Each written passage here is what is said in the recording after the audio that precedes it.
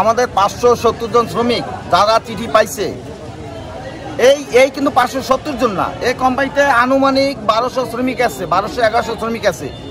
কোম্পানির মালিক যখন 570 জন শ্রমিক তাদের চিঠির মাধ্যমে স্টোরি প্যাক নামে একটি সেকশন বন্ধ করতে পারছে, আর বাকি আছে যা যদি বন্ধ করে দেয়, তার টাকার তো কোনো অভাব নাই। তাদের যদি দেনা পাওনা দিয়ে তারা বন্ধ করে দেয়, আমাদের কিছু করার নাই। কিন্তু আমাদের সমস্যা হবে, আমরা যারা 1 বছর 2 বছর 5 বছর 10 বছর চাকরি করি, তারা যে বেতন স্কেলে আমরা এখন পৌঁছে গেছি, ওই বেতন আমরা পাবো না। ওই বেতন যখন আমরা না পাবো, একটা শ্রমিক একটা চাকরি করে, বিয়ে শাদী সবই করে, ছেলে মেয়ে সব থাকে, তখন দেখা যায় আমার 2টা বাচ্চা আছে।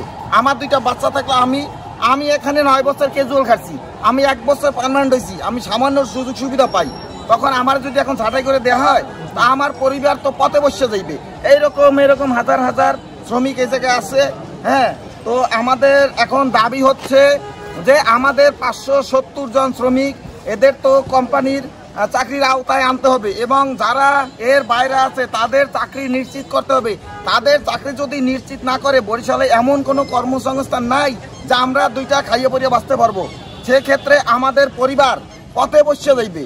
আমরা যদি এখানে পথে বসে যাই, দেখা যাবে যে কিছু লোকজন বিভিন্ন ধরনের খারাপ কাজে লিপ্ত হয়ে যাবে, দেশের আইন শৃঙ্খলা নষ্ট হয়ে যাবে, তখন দেশেরও ক্ষতি হয়ে যাবে।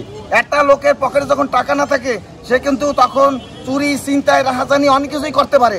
এটা কিন্তু তার দোষ না, যেহেতু যখন দেখবে তার সন্তান ভাতের অভাবের কান্না করে, দুধ নাই বাসায়, তখন সে যা কিছু করতে পারে।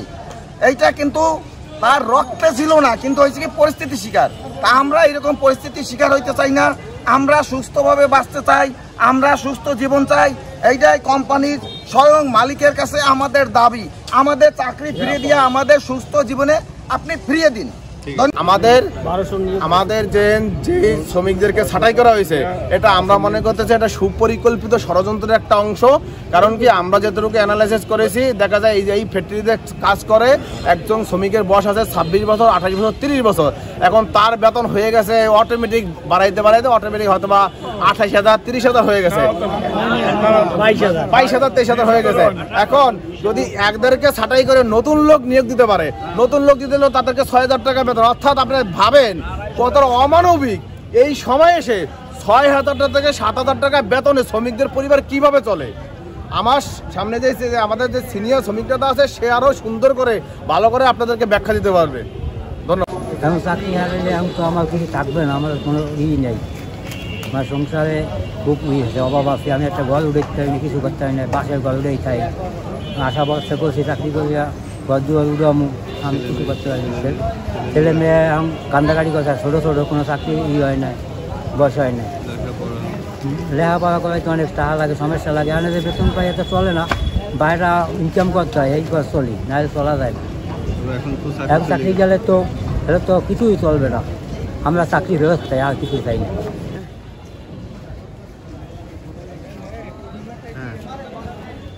স্টিল দিয়ে দিচ্ছি, স্টিল দিব না, আমি এই জায়গায় আছি।